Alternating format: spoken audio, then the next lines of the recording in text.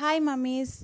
டெய்லியும் சாப்பாடு வச்சு வச்சு கீழே கொட்டுறதா இருக்குது. சாப்பிடவே மாட்றாங்க. அரிசி இன்னைக்கு என்ன விலை விற்குது தெரியுமா அப்படின்னு சொல்லிட்டு புலம்புற அம்மாக்களா நீங்கள். இனி உங்களுக்கு அந்த கவலையே வேணாம். டெய்லியும் நைட்டு மீந்த சாப்பாடில் தண்ணி ஊற்றி வச்சு காலையில் அதை பழைய சோறாக டெய்லியும் சாப்பிட்டுட்டு வாங்க.